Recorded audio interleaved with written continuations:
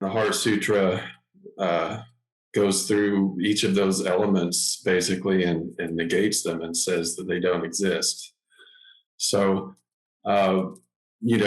these were just a teaching of the Buddha to allow us to examine the emptiness of self. And of course, I think the Heart Sutra was just going back to that original teaching of the Buddha, because there was some movement to make these elements, or the basis of these elements, real or existing, through time. So the Heart Sutra is going back to remind us that if we cling to anything as permanent or outside of the self, we have a problem. I think another basic teaching of those 18 elements that the Heart Sutra wanted to reemphasize is that our view is limited. These 18 elements are empty and conditioned by other things. And if we're not careful, if we think we really understand the underlying nature of the 18 elements, that somehow, we have the truth, that's a problem.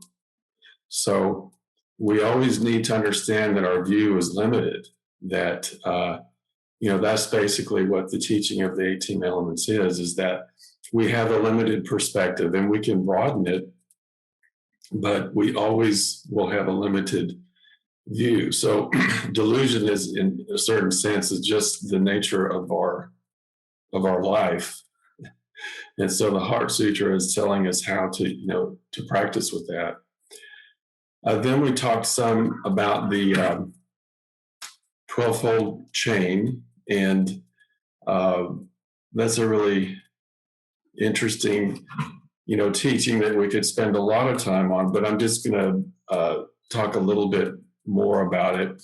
One thing that I realized I didn't emphasize, last time, was that the traditional teaching of the 12-fold chain is really emphasizes, of course, the causality between each of the chains. And, each link gives rise to the next link. And then the teaching also is that if you extinguish one of those links, that the previous link will be extinguished. So it's very clear, in the teaching that, karma is dependent on ignorance and so forth, and then eventually consciousness and rebirth. But if you break any of those chains, if you eliminate contact or the subject-object relationship, then eventually, the chain will be broken, and ignorance and rebirth is extinguished, according to this teaching. This is the most traditional way that the teaching is put forth. So, and again, the basic teaching there of dependent origination is that ignorance, is the fundamental root of our suffering. But we did talk about, in that study last week, an earlier version of the 12-fold chain, that from the Sutta Nipata, that the scholars think is earlier than the actual 12-fold chain, as it became a kind of doctrine. And the Buddha in that sutta talked about, he really emphasized contact as the source of what he called namarupa, or form.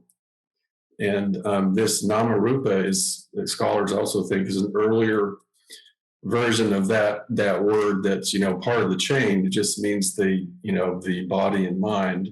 But actually, in this context, in the earlier context, it means form, or form as it is created by the mind. So we have some kind of contact, it seems, with an object, and then the consciousness gives it a name. And then that's when it becomes form. That's when it becomes something separate from us in our mind, when we give it a name. And it's really, interesting, because I think this is the same thing Nagarjuna was talking about, that we dipped our toe in Nagarjuna's teachings a few weeks ago, that, all of these relative truths, or these things that we call objects and so forth, are just a conventional conceptual designation that we put on them, and they don't have, some kind of existence outside of us that's real. It's a creation of the mind, of course. But he also said that we need those things in order to approach the ultimate reality. And so that's what, in this teaching of the elements in this early sutta, the Buddha stated outright that these teachings are crutches and props. And to me, it was like really amazing. It sounds just like what Nagarjuna is saying. So, Nagarjuna didn't come up with it, of course. We think of that as sort of an innovation of the Prajnaparamita teachings, but it's just what the Buddha said. And the other thing that was really interesting is that, someone asked him, the questioner asked him, how do we stop this process of namarupa, or, this thing that creates suffering and arguments and contentious disputes between people? And he went forward to say that there's a practice that where these things stop, where namarupa stops existing, where form does not exist anymore. And it's basically a description of our zazen. He was saying it's a state where there's no ordinary perception, there's no unordinary or disordered perception, no annihilation of perception. And I think that's it. But it's basically a description of our zazen and shikantaza, where we don't have ordinary perception, but we don't try to change it, or we don't try to annihilate it. We just let it be. And we let go of name and form in that way. We let go of suffering and contact in our zazen, but we don't eliminate it. But we just practice. We practice with it. So why was the chain? I don't think I talked about this last time. But why was this 12-fold chain really negated in the Heart Sutra? And just like the other things, I think it has to do with the development of Buddhism. After some time after the Buddha's death, there was a real emphasis on monastic practice, and I think Mahayana Buddhists started thinking that these monks that were just sort of cloistered and didn't have much contact with society and didn't teach anyone but each other were, not practicing in the way that the Buddha himself practiced, which is true. The Buddha did. He worked tirelessly for 40, 45 years teaching the Dharma. Even as an old man on his deathbed, he was still teaching. So that's where, this idea that the practicing for others or practicing together with others was more important than, extinguishing our own ignorance or our own defilements or liberating ourselves. And of course, the Bodhisattva vow rose out of that, or the teachings of the Bodhisattva vow and the Bodhisattva ideal.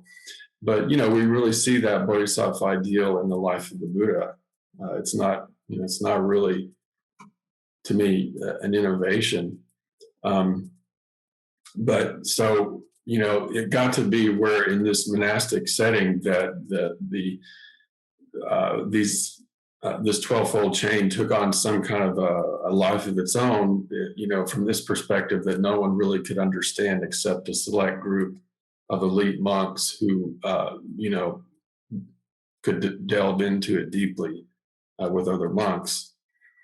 And besides that, whenever we grasp something, of course, as the Dharma and the basis, the true Dharma, we have a problem, because everything is changing and everything is interconnected. And these things, are crutches and props, as the Buddha said in his original expounding of his teaching. And there's something that are useful and can be expressions of truth if we practice with them with wisdom, the Prajñāpāramitāhṛdaya wisdom. So this part, of the Heart Sutra that says no ignorance and no extinction of ignorance. So, of course, this was the fundamental basis, as I said, for early Buddhism, is ignorance. So the Heart Sutra is saying, there's no ignorance and there's no extinction of it. So this is, of course, a root statement, the famous teaching in Mahayana Buddhism that samsara and nirvana are one, or there's no real distinction. Actually, in somewhere outside of us in reality, we create samsara and nirvana as namarupa in our mind. That's something that the mind grasps onto and makes a distinction and creates these two things called delusion and enlightenment, or samsara and nirvana, or ignorance and no extinction of ignorance. So extinction of ignorance, I think, means enlightenment, or the end, nirvana, or the end of suffering.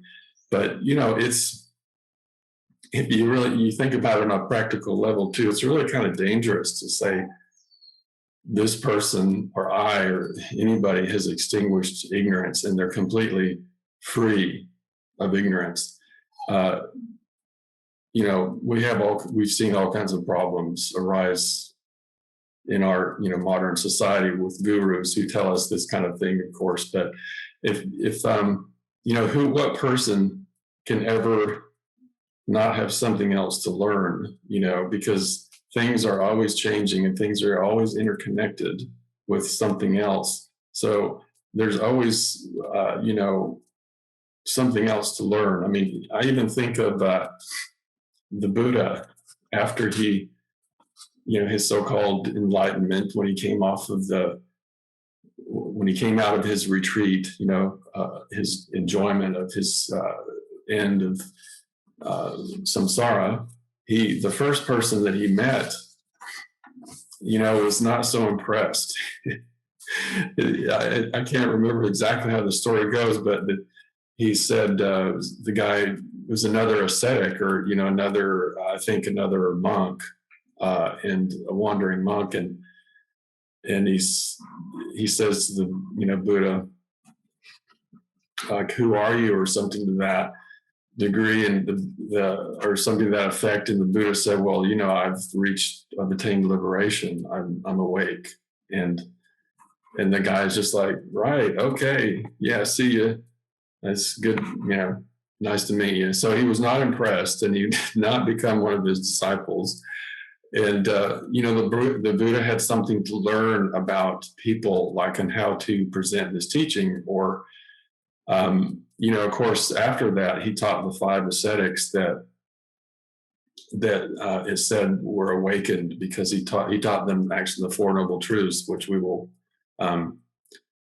talk about here. But it seems, so this 12-fold chain was like, it's seen as like the sort of theoretical basis for ending suffering or enlightenment, or so to speak. But then the 4 Noble Truths are more of a, practical blueprint on how to end suffering. And so, we could say, well, he had realized the 12-fold chain and he had to work it out, like the 4 Noble Truths, of how to tell that to those 5 monks. And so it wasn't like he just didn't have anything to learn after he became a Buddha. So let's see. Also, okay, one other thing about the, that end of there is no ignorance and no extinction of ignorance. We've been studying this Kachayana Sutta, and I think that is another restatement of that.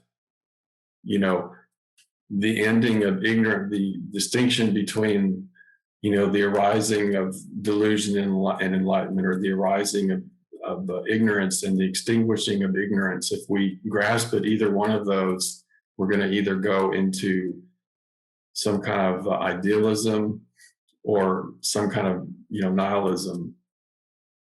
But the middle way is the practice with those. That distinction between ignorance and the end of it is in our mind. That's practice, is what going beyond ignorance and the end of ignorance. So the next part of the sutta addresses the Four Noble Truths, no suffering, no cause, no cessation, no path. So those are the four truths, of course. The first truth is that everything in life contains suffering. Everything will lead to suffering. Even when we feel like we're in a good place and we're not suffering, eventually we know somewhere in our heart that things will change, and that itself is a source of suffering. So, of course, traditionally there's 8 kinds of suffering, and the suffering that comes from birth, aging, sickness, and death. Just to being in a physical existence. And then there's the suffering of meeting people that having to be with people that we don't want to be with, the separation from people that we want to be with, and basically not getting what we want, not being able to acquire what we desire. And then there's this just kind of underlying unsatisfactory feeling too, that is a more subtle kind of suffering that the Buddha spoke of. And I think we can kind of relate to that. I don't know how many countless times we're in it's a nice sunny day, or we're in it's Christmas time, or whatever it is. When we're a kid, it's Christmas time, or we're at the beach on vacation, and you should be really happy. You should be like free, but somehow you're not. There's just some like, is this really what I'm supposed to be doing now? Or I know this is going to be over, even though I really am having a good time now. I know this is going to end, and then I've got to face reality again. That sort of thing, I think, is what that particular part of the truths are talking about. So I think on a level here too,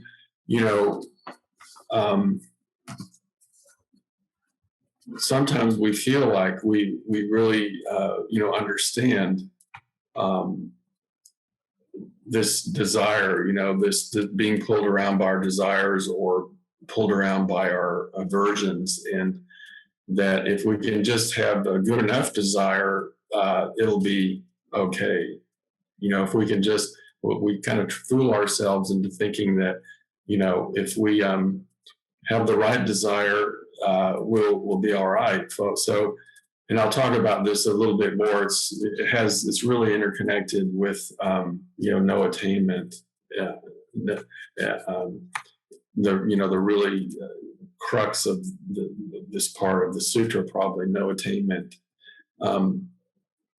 So we think if we can do just that, if we can be engaged socially and create certain environments for change, or have certain goals met, perhaps that that our desire or our seeking is okay, but even in that realm, we have a problem because we never, even if we're doing some good thing, it never comes out exactly the way that we think it should, and it's probably a good idea. I mean, it's probably a good thing that it doesn't, because we're limited beings and we don't really understand the intricacies of interconnection, of course.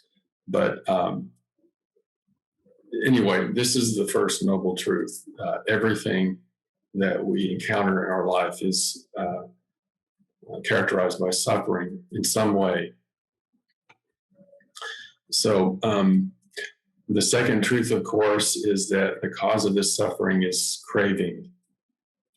And it's interesting that he emphasizes craving rather than ignorance in the second truth here. But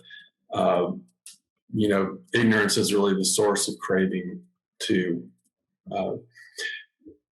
But if you've read the Red Pine book, there's an interesting part in there too, where he says, there's a certain sect of Buddhists, the Sarvastivadins, who came up with the eight truths. And so, and there's like in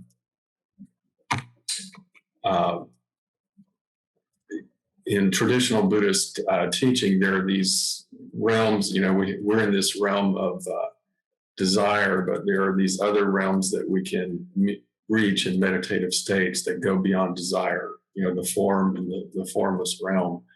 And so he said that these eight truths had to do with the four extra truths were the truths that were based on, not based in desire.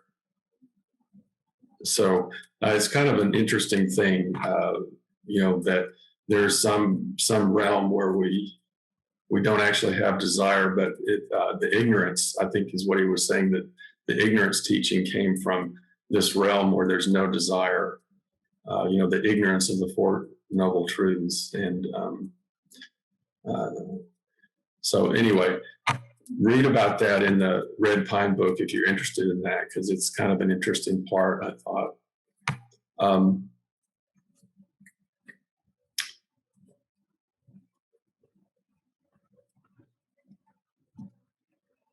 Let's see if there's anything else I wanted to say about that. I mean, one thing I would say is that, this suffering, this craving, or this wanting to be somewhere else is namarupa. That's also caused from namarupa, because in this moment, this ultimate truth of just here and now, there's no past and there's no future. But we create that, or we grasp onto that in our mind by with conceptual memories of the past or conceptual projection in the future about how it should be. And so we make a comparison in this moment between how it is now and how it was in the past, or whether it's better or worse than that, or how it should be in the future. So that's really where craving arises, or clinging arises, is through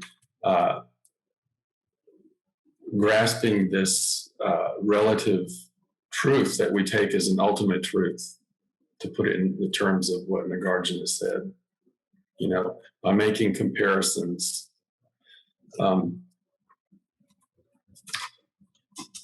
So I think, it's a subtle kind of difference between pain and suffering. So, we can have a feeling of pain or discomfort, and the conceptual layer that we put on top of it is where the real suffering comes in. And that's what I think that was the Buddha's teaching. Because he, for example, the Buddha himself suffered physical discomfort his entire life, and it seems he probably had a pretty painful death. And, this was ancient India, and his life could not have been easy. But the suffering comes in is when we try to escape, or we make a comparison in this moment and try to, escape. So, for example, this comes down to contact too. The contact between the subject and the object, or the clinging to that that contact. So in Zazen, for example, we let go of that contact, that conceptual layer that we put on top of the suffering or the pain, actually, before it's suffering. And so, I can just think of times, for example, in Zazen, where some really strong emotions come up. There can even be, I've sat in Zazen and just during Sashina just wept for moments, at a time, 10, 15 minutes at a time. But it was not uncomfortable, or it was not, it was not suffering in the way that it felt like, kind of a valve was being turned and something was being released, rather than, being some kind of a conceptual experience where I was having a deep regrets, or having some kind of a, conflict between the reality and what it needed to be, So,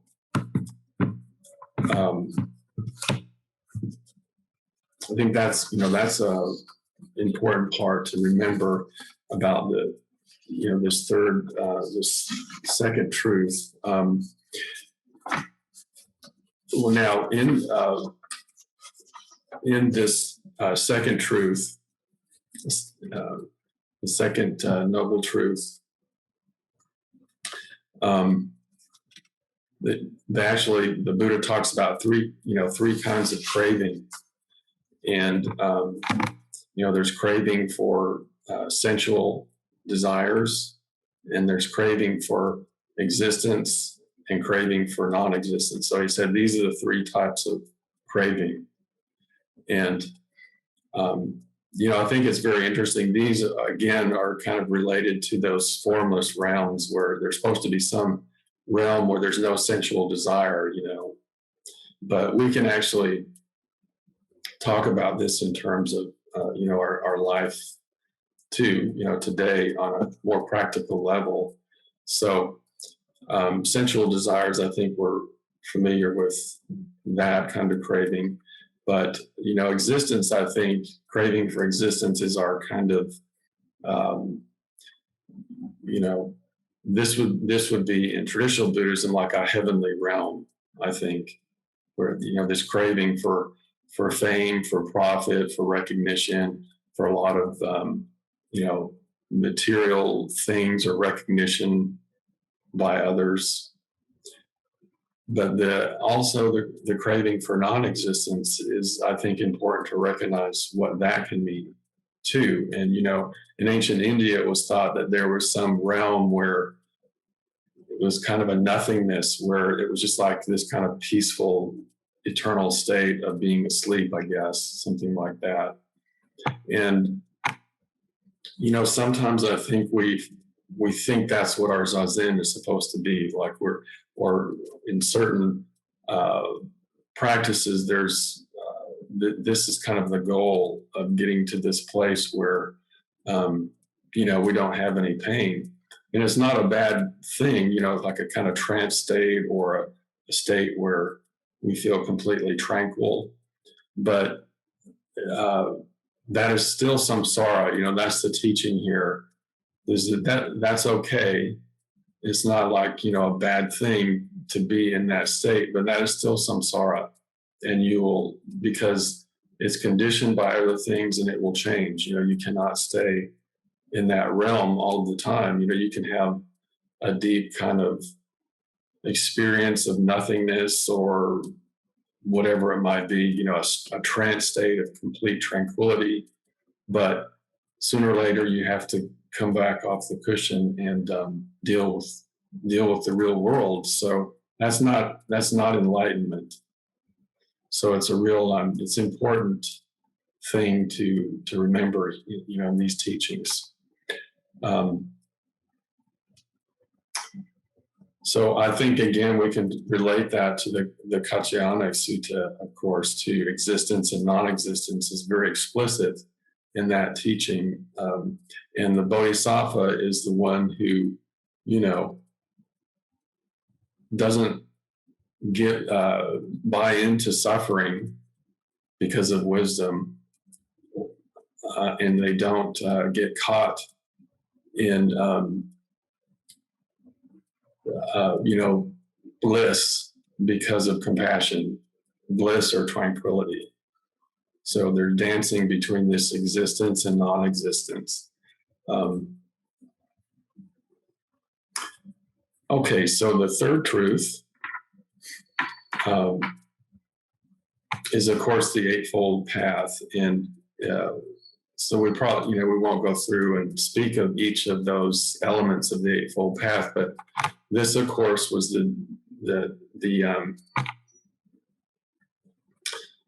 let's see, I skipped over the third truth, didn't I? Of course, that is just the truth that there is an end to suffering. The Buddha taught that there is, an end to this craving and this cycle of samsara. And that's, I just said, I think I skipped over the third truth. Just, of course, the third noble truth is that there's an end of suffering. And so I was beginning to talk about the Eightfold Path, which is the, path to the end of suffering that the Buddha taught.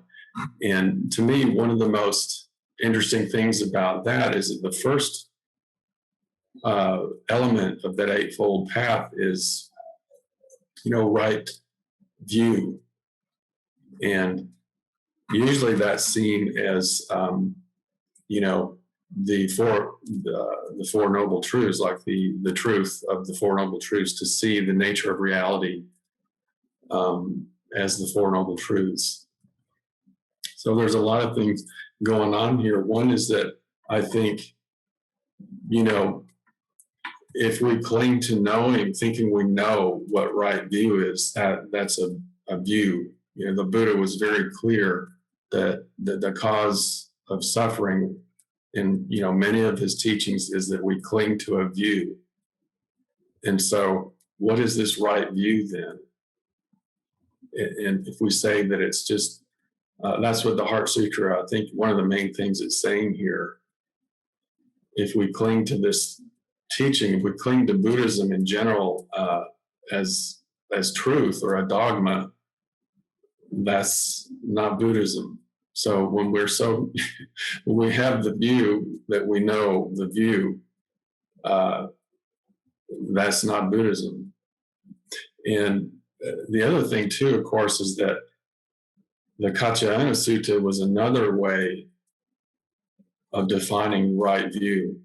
And that view, of course, was that when with wisdom we see the arising of things, we don't cling to nihilism, or we don't cling to nothingness, or we don't cling to impermanence. And when we see the passing away of the world, we don't cling to cause and effect or eternalism. These two truths, I think, that Nagarjuna spoke of. So that means we don't cling, we practice. That sutta is saying right view is not a view, it's a practice, I think. And so I think that's, what the Heart Sutra is going back to here. Right view is beyond view.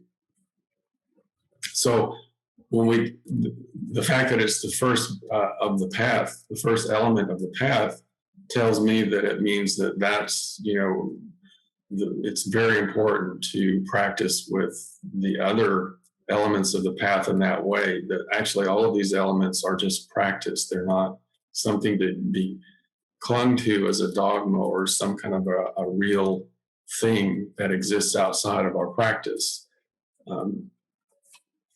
The other thing about the Eightfold Path is that, we usually think of that as a means to attain, enlightenment. But, it's really interesting because if you look at the Buddha's life, he kept teaching and following the Eightfold Path his entire life.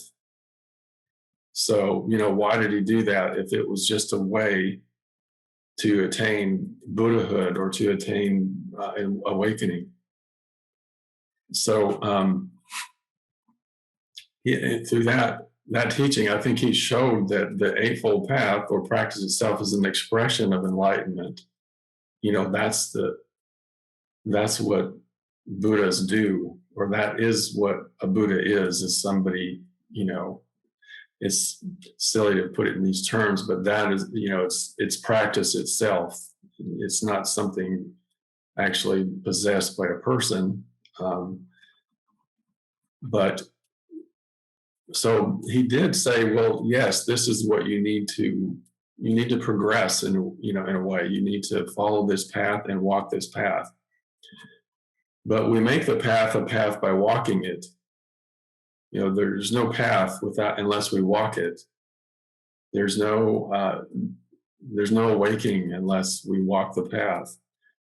Also, this is really Dogen Zenji's teaching too, because he's taught practice and enlightenment are one. Of course, that's a very famous teaching of his, and so that means in any particular moment when we, with our complete body and mind, put ourselves into the present moment in practice, enlightenment is realized, throughout all of Indra's net, or whatever way we want to call it, throughout all time and space, all things express this awakening.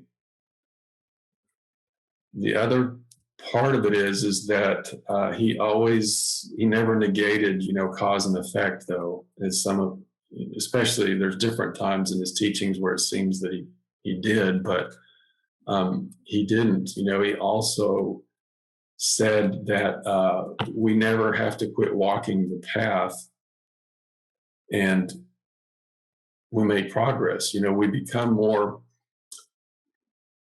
adept at understanding how we can express this path, how we can encounter each thing and each person as ourselves. We start to understand our habit patterns, the way other people need to be met, these kinds of things.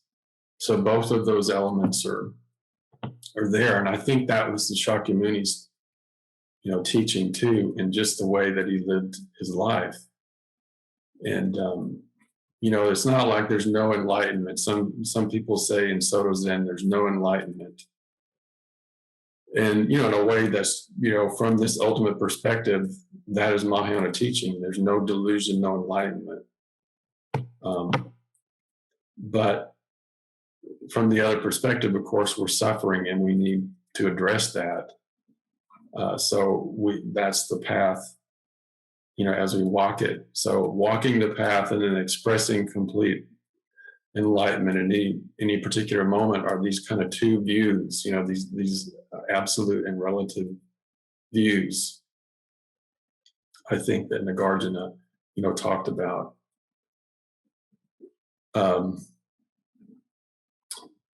So the next part of the sutra says there's no knowledge and no attainment. So, on one level, no knowledge means there's no person to have knowledge. There's no thing to single out as having knowledge, of course.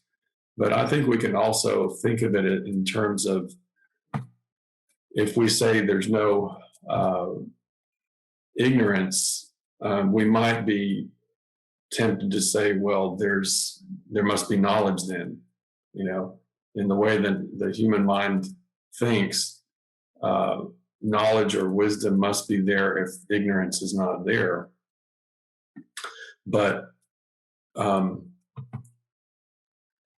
the normal way of thinking about things, there's some cause of suffering we have that is ignorance, and then we realize that the cause of that, and we eliminate the defilements, and there is wisdom or knowledge, and that's the process. But here, it's clear that that's not what the Heart Sutra is saying. There's no knowledge and no attainment. So that realm is this realm of the Heart Sutra's teaching is beyond this dichotomy of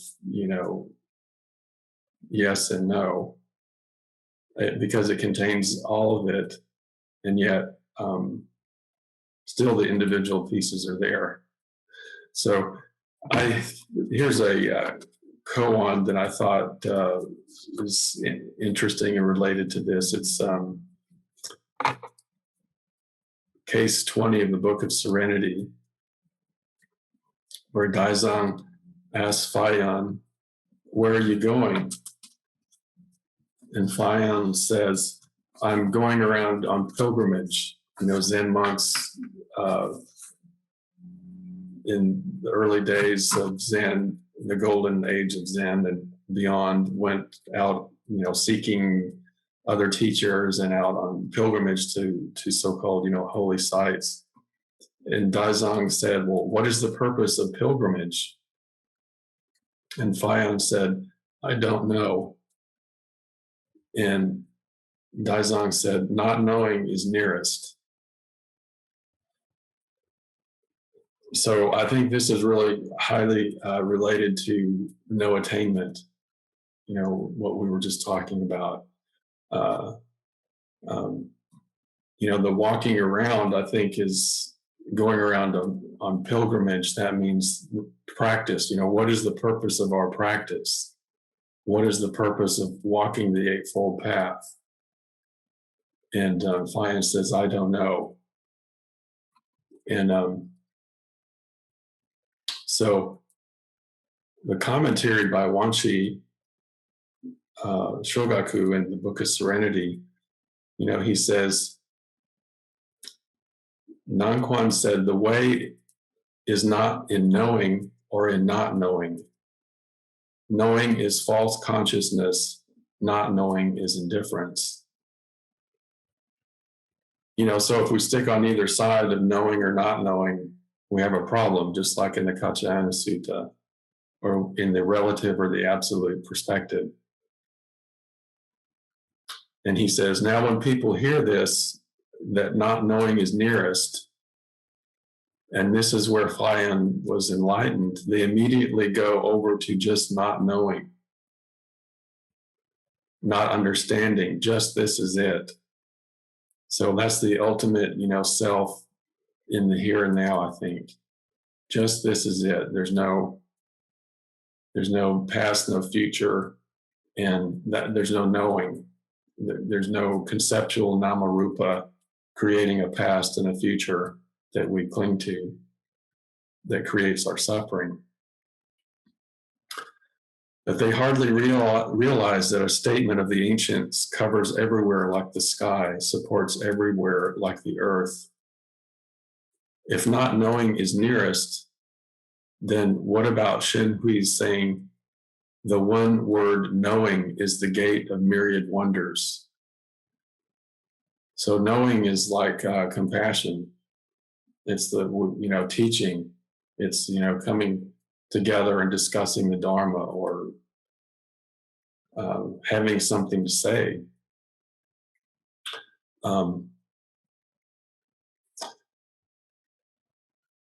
Just affirm, so Wanshi says, just affirm totally when affirming, but don't settle down in affirmation. Deny totally when denying, but don't settle down in denial. Passing through all the 5 ranks, absolute and relative, How could you die at a statement? So,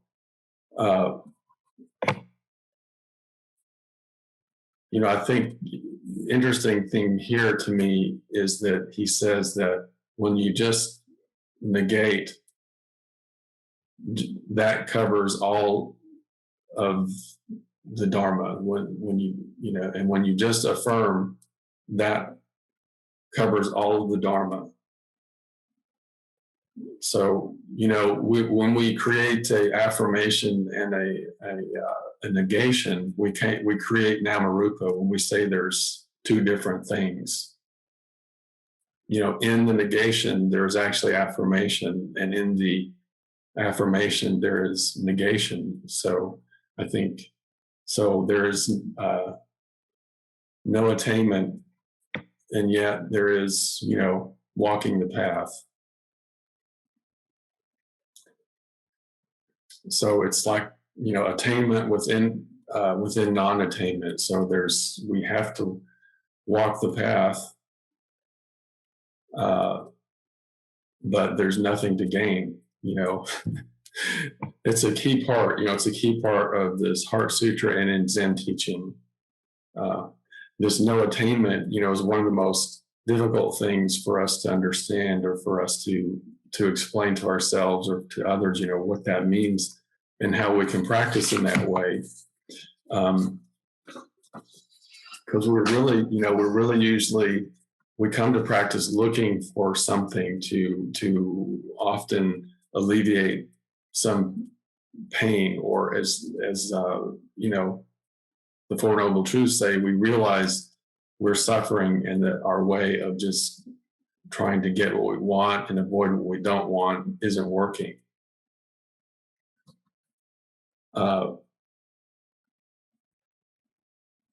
But that's we come to this place where that kind of bodhicitta, we call that a way-seeking mind.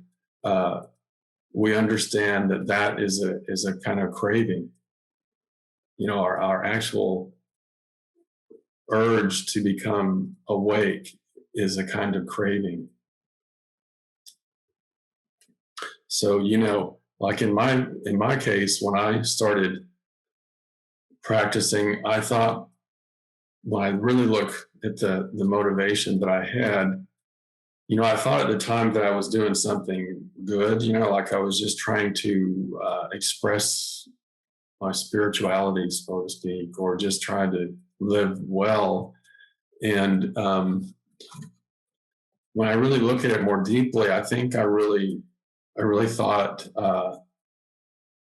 I thought it was a cool thing to do. It was one of the main reasons that I did it. I thought it was just, a cool thing to do. And in some way it was going to make me cool. I didn't say this outright, but that covers up a deep sort of hole. That's comes from something much deeper than just wanting to be cool. Of course, we want to be cool because we feel invalid in some way, or we feel we're somehow lacking on a deep level. And it wasn't until later when I realized in practice that where that was really coming from, where that hole was, or how much deeper my suffering was than I first realized when I came to practice. Because often when people ask me why I started practicing, I would just say, well, I didn't have a big loss, or it wasn't like I was facing a huge crisis. I just wanted to start. I was interested, and so forth, like that. But I think there really was there was this underlying sort of crisis. So when you eventually, though, when we come to this point where we realize our motivation to practice is based in a kind of craving, it seems like there's some kind of insurmountable impasse in which there's no way to practice, and there's no way like not to practice, or there's no reason to practice, but we can't stop practicing, you know.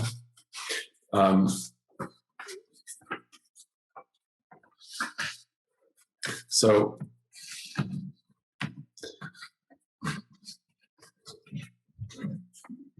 you know, in my case, I think I found that on some level I was using, you know, the Dharma as a toy,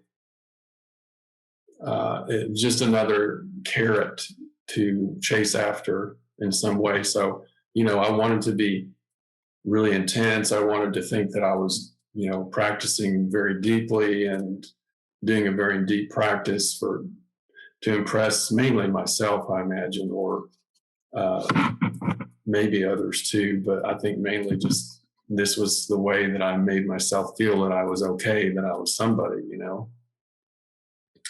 And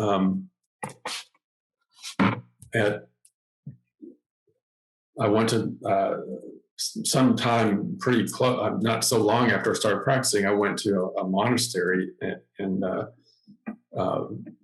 you know, California, Tassajara, which is a famous, you know, Zen monastery there. And I came back after a while from when I was practicing at Austin Zen Center. You know, I had it's the early days of Austin Zen Center, and I came back after that experience and was in a relationship there that it went wrong. I mean, it wasn't a good relationship, it turned out, and there were some interpersonal things happening that were really difficult for me to deal with. You know, interpersonal things with other people there. The person that I was with, you know, was with somebody else, and I had, you know, I just had to get away. It seemed like I went through this really deep crisis, and I look back on it now, and it's like, why was that so difficult? It felt like everything had been pulled out from underneath me. You know, the person that I thought was my life partner and then my teacher in the community, I felt like sort of betrayed or something. This was the story, you know, that was going on. But it goes back to this thing that we really have a narrative. We always have this narrative of who we are, and it's really difficult when that is challenged in some way. You know, if we're not deeply practicing, we have certain ideas and concepts about ourselves that are really core, that, you know, if they're challenged, our whole world kind of falls apart. And, you know, interestingly enough, I mean, the process of Zen practice is actually dismantling this narrative, you know, all this Heart Sutra is about. But we don't realize, you know, it's very difficult to do this all at one time. So this is the reason, like, some people freak out after an acid trip when your whole reality is deconstructed. It can be too much. Or if, you know, you think about our current president and his wife and children being killed suddenly in a car accident many years ago, and he almost couldn't function after that. You know, he just kind of almost couldn't go on. So radical, you know, it's a radical shift in the way that we think our relationship to the world is, and our own story about the way, you know, life, the meaning of life and the meaning of our relationship with it. So the Heart Sutra tells us where there's no suffering, because all of those ideas that we have about ourselves and, you know, so forth are conditioned and impermanent and connected infinitely with other things. So there's no suffering. Relax. It's okay. But here's another koan related to that. I think this is from one of Dogen Zenji's teachings where he cites this koan, but just the last part of it, he's talking about this great master Shibe. He said, among other things, he said he realized the precariousness of the transient world and knew the lofty preciousness of the Buddha way. He had been a fisherman, and somehow he realized that he was going to lead the world and become, a monk. He finally went up to Mount Seppo and devoted himself to the wholehearted practice of the way day and night, under the guidance of the great master Shinkaku. But once he was leaving the mountain carrying his traveling bag to visit masters widely. He was going on pilgrimage or going to visit other masters. He was going to visit widely in the various regions and throughout, and thoroughly study the way. On his way, he stubbed his toe on a stone. As it bled with terrible pain, he suddenly had a profound insight and said, "This body is not existence. Where does this pain come from?"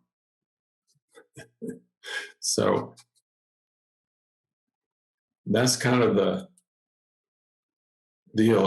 We understand in our mind and our even in our heart, we think that all of our suffering is empty, but it still, it still hurts. It's still there.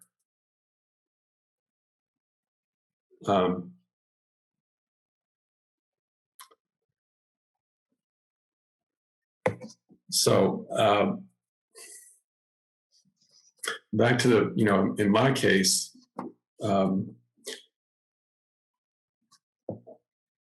it's a long story, but I found that, I ended up going up to Bloomington after this incident in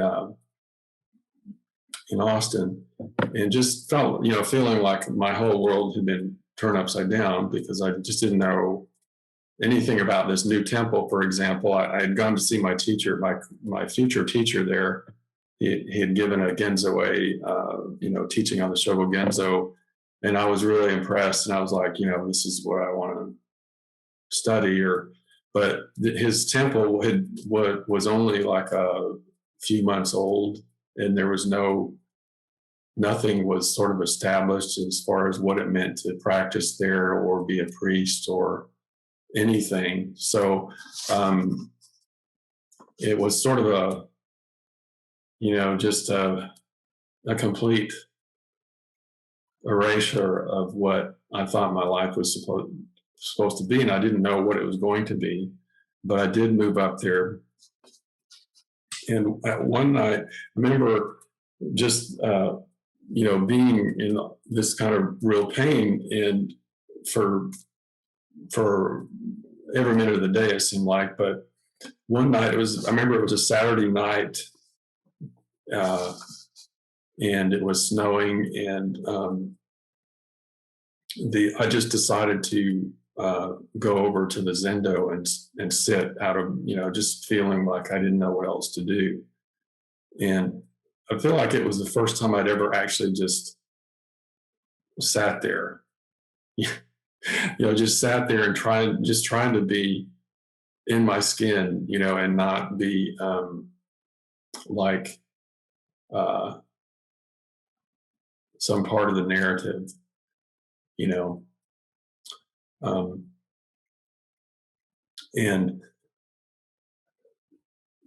I'm not going to say that was some kind of deep, life-changing experience, but I feel like at that point it was more. I understood what it really means to just sit there and give up the narrative. And usually we have some kind of narrative going on about, what we're going to get out of our practice, what this means, and why I'm sitting this zazen. But the release of just sitting there for no reason, and nobody knew I was there, or there was no program going on, or there were no points to get at all. It was really peaceful, and it was very very restorative in a certain way. It's really not the right word to say about it. So I think this no attainment, it is time to stop. This no attainment is something that we have to really confront. Sawaki Roshi said, gaining is delusion, losing is enlightenment. So I think when we first come to practice, we really think, as I did, like we're going to get something out of it, even though we don't know that we're doing that. And what we get out of practice, so to speak, is something very different than what we think enlightenment is. It's more like we're losing is really what we're doing. We're losing. So I think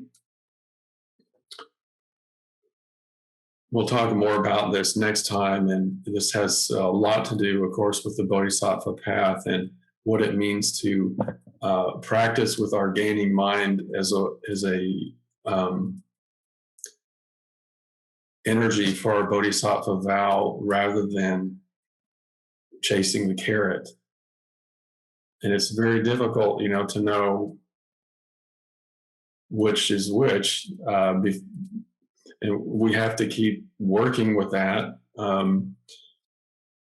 We don't have anything to work with but these 5 skandhas. So we cannot eliminate our desire. We don't have any path or any way to walk the path without our 5 skandhas. And so, usually, for example, when I give a talk somewhere, and it's a more formal setting, and you go up there and you make an offering to the altar and you do some vows, and it's usually at that point I'm saying, let me do this. Don't let me be greedy here, and let me do this for the Dharma rather than my greedy heart that wants to look cool or wants to be thought of as respectable, or look good in the eyes of others, or something like that. And so these are the kind of things that precepts are for. They're like our posture in zazen. The sort of greedy mind is always there, so to speak, but it becomes way-seeking mind, or an expression of truth when we practice it with it. So, we're having a conversation with somebody, or we're doing something good at the food bank. We think we're going to the food bank and volunteering, and some idea comes up. There's my neighbor coming. I hope they see me over here doing something good. Or there's the guy from the Zendo, whatever it might be. I hope they come and talk to me and see, like my good practice. And we can't help that from coming up. But when it comes up, it's like, wait a minute, return. Don't say, we don't have to say, I'm no good. I'm not really practicing. That was so crappy of me to. I'm not really a good Zen person at all. We don't have to say that at all. Anything that comes up, we just return to what our vow is within our heart. Our zazen is really, we're sitting in the heart of practice. We're sitting in vow. And so that place of our aspiration to truly practice in a deeply sincere way is always there somewhere. I think uh,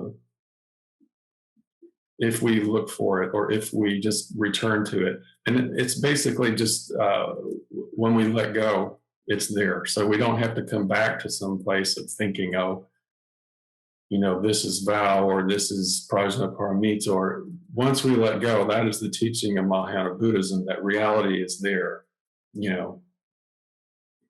But something like a precept that says it's not good to, speak of the faults of others. It's a place to return to when we find, we are doing that. It can be helpful. It can be like our posture in Zazen, or anger comes up and, we indulge in it. The precept is not to indulge in anger. So we can indulge in it. We can become self-righteous, kind of greedy, to look morally superior and angry because of social injustices happening in the world. When we find we're doing that, we let go and come back to our vow. So this would be one way that I would express how we work through this dilemma of no attainment and nothing to attain, and yet how do we keep practicing without some motivation, to practice?